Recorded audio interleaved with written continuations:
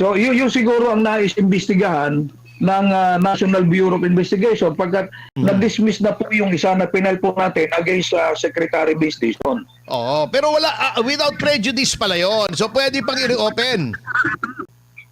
Pwede pa po yan kung meron tayo mga bagong ebidensya, pwede pong i-reopen.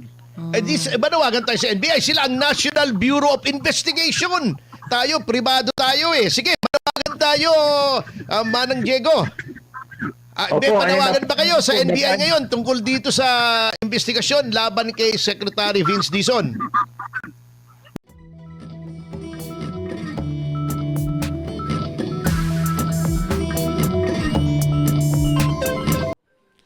Allegation na parang nananakot ba yung sinasabi mo? Alam nyo, mandato ng NBI yung mag-imbestiga. So kung may pumasok sa atin dito na mag-imbestiga tayo, gagawin natin. Ilang bagay yan nasa mandate natin yan sa Republic Act 10867. By mutuo proprio, pwede yan, or upon a complaint, or upon direction from DOJ or Ombudsman, gagawin natin yan.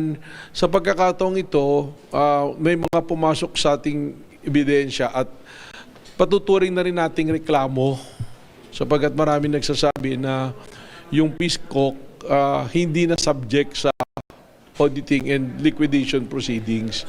At kung maalala nyo, wala naman akong binanggit na pangalan kung ano yung sinasabi ko. Ang sinasabi ko lang, yung PhilCoc, kailangan imbestigan. Kaya nagulat ako na nagkaroon ng reaksyon na ganon. Sir, may isa po pong sinasabi, bakit hindi nyo na lang daw po investigahan quietly, ba't kailangan i-announce? Ano daw po bang intention? May nagtanong po tinanong sa akin, so kailangan ko pong sagutin. Dahil kung hindi naman natin sasabihin, ang publiko sasabihin, tinatago natin yung mga investigasyon, ano po. So kailangan po nating ipaalam. Just like any other investigation na dapat at gustong malaman ng tao, may public interest, kailangan nating sabihin sa tao. Marami po tayong iniimbestigahan na imbued with a huge public interest. Matagal na nga po ito katanungan. Katunayan, this is a subject of a Blue Ribbon investigation by Senator Dick Gordon. Siya yung namumuno noon. Na ito'y nahinto. Hindi nagkaroon ng Blue Ribbon Committee report. So, siguro may interest yung publiko kaya may nagtatanong sa atin. Ano po? Sir, noong 2021 na-dismiss ng Ombudsman yung case against Vince Dizon, Secretary Vince Dizon, about the 2019 Southeast Asian projects. Ano pong, will it affect this case? Well, magkaiba po yun. Alam ko po yan. Kaya nga nagulat ako na binabanggit yung pangalan ni Secretary Vince Dizon dito. Because I have a copy ng joint resolution na naimbestigahan na po dito yung allegation kay Secretary Vince Dizon kung siya dating BCDA na chairman. Ano po? So, na-clear na po siya ng isang investigating body which is ang Ombudsman. Naman po rito, mag-iimbestiga rin and will do a referral. So, fact-finding po yung gagawin natin. Ano ba yung fact-finding natin dito? Yung PhilCoc nga, dahil hindi siya na-submit sa audit. Ano yung mga titingnan natin? Yung mga pumasok na pera. Because to my initial observation na binigay sa atin, this is about 2.3 or 2.2 billion pesos na pondo ng gobyerno na inilagay po sa PhilCoc, which is NGO siya, foundation siya na tinayo for that purpose. Ano po? Ito parang foundation, parang pang inano mo rito, yung sa Napoles doon, mga foundation yan. Ganyan po yan Yan po yung ating iimbestigahan dyan. Pera po ng gobyerno yan, pera ng taong bayan yan, this should be subjected to liquidation and audit. Ano po ba yung audit natin? Narinig natin yung mga binayad po sa mga officials, yung mga uniform na binili, yung pong pagkain na sinasabi dyan, chicken longganisa raw, tapos may allegation na kikiam. Magtatanong po tayo ng mga ganun. Alamin po natin yan. Kaya po tayo nagpa-fact-finding. Para sa akin nga, katunayan, hindi nga dapat na nagagalit yung mga malalagay sa investigasyon. Kasi fact-finding, this is the opportunity na ipaliwanag at masagot. At kaya natin pinapaalam sa publiko dahil gusto natin ng publiko magkaroon ng kaalaman sa pangyayari para hindi nagkakaroon ng speculation at pagbibintang. Ano po ba yung tungkol sa nireklamo nating Citizens Crime Watch laban kay Secretary Vince Dizon? Noong Tungkol dun 2019. sa Southeast Asian Games. yung pinal natin is grave misconduct and conduct prejudicial to the best interest of the service. Apo. Tapos yung isa, malversation of public funds and property violation of Section 3 RA 3019. Anti-Graft and Corrupt Practices Act. Oh, pakikwento po.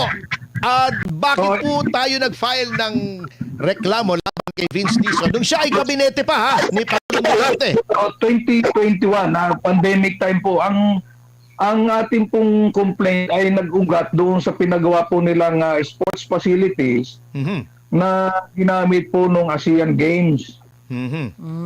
Kung inyo po matatanda noon, yung issue na yan, di ba nakaupo po si dating GOCC legal counsel, si Attorney Jurado, Opo. na hindi niya po sinangayunan yung joint venture agreement.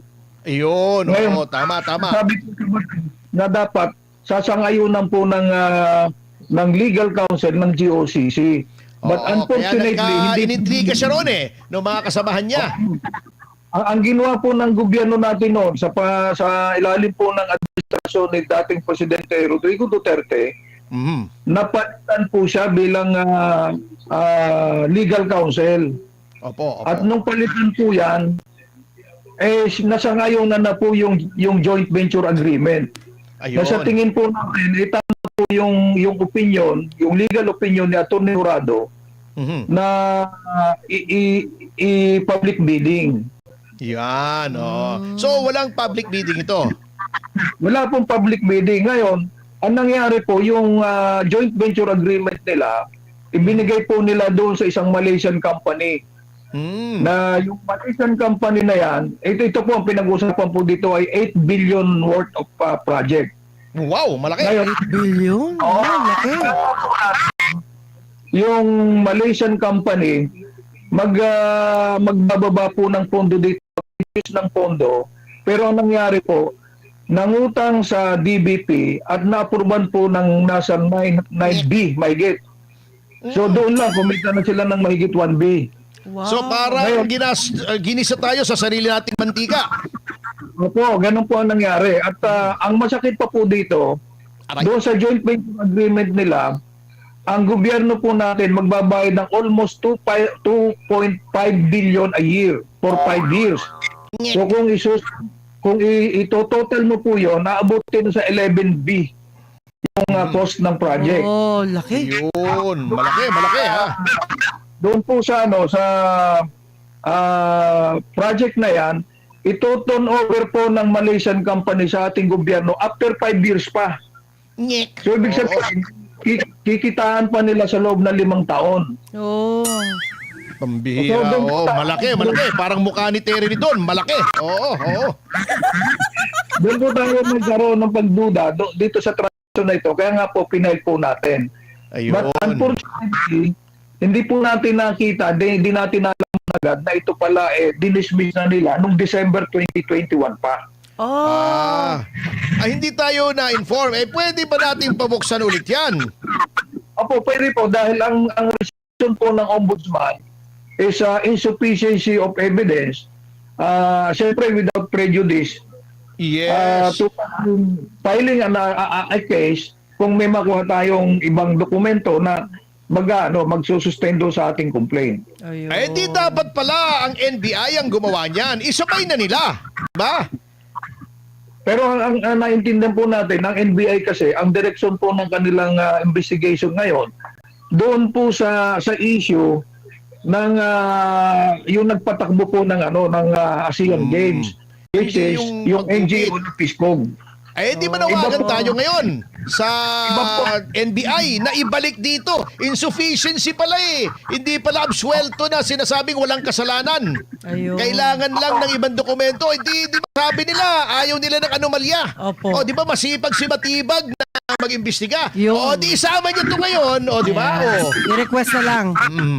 Iba po yung pinagkunan ng pondo doon sa kung matatandaan po natin yung issue sa Caldero. Ang pinagkunan po ng pondo doon, iba po doon sa 8B. Okay. Oh, laki So yung siguro ang nais imbestigahan National Bureau of Investigation pagkat na-dismiss na po yung isa na pinal po natin against Secretary Vince Dizon. Oo, pero wala, without prejudice pala yon. So pwede pang i-reopen. Pwede pa po yan kung meron tayo mga bagong ebidensya, pwede pong i-reopen. Manawagan tayo sa NBI. Sila ang National Bureau of Investigation. Tayo, privado tayo eh. Sige, manawagan tayo, Manang Diego. Opo, Manawagan ba kayo sa ayun, NBI ngayon tungkol dito sa investigasyon laban kay Secretary Vince Dizon? Noon po kasing time na yan, pandemic time, nahirapan po tayong gumalaw at hindi tayo nakakuha ng ibang dokumento kasi Ayun. yung dokumento na papunta na po doon sa investigation sa isang NGO na pinamumunuan po ni Senator Cayetano. Pero Ayun.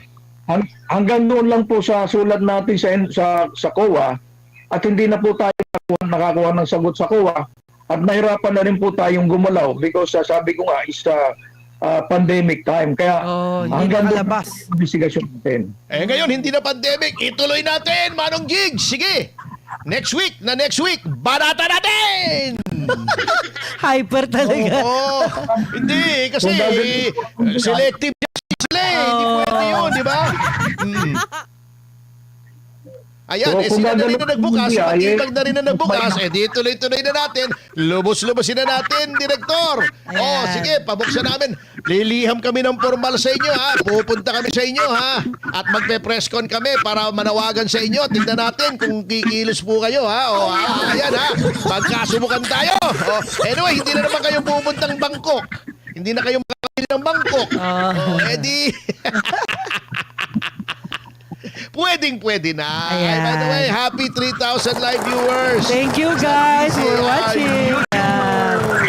Matagal pa tayo. Meron pa tayong oras. May oras pa. Extended Anyway, tayo. Extended. May huling panawagan ba kayo para sa araw na ito sa ating mga kababayan na Manong Diego?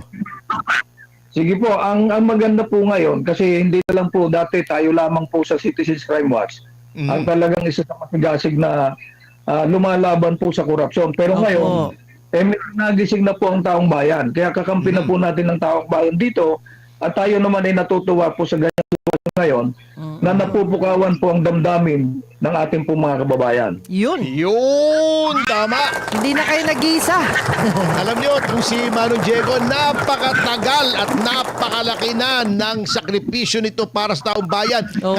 Kasama niya lagi sa mga investigasyon ng anomalya. Opo. Itong si Charlie Gadi na Yes. isa ring opisyal namin Opo. sa Citizens Crime Watch. Hi, Charlie. yan, maraming salamat po, President Diego Diego Magpantay, Magpantay. National President ng Citizens Citizens Crime Watch. Watch.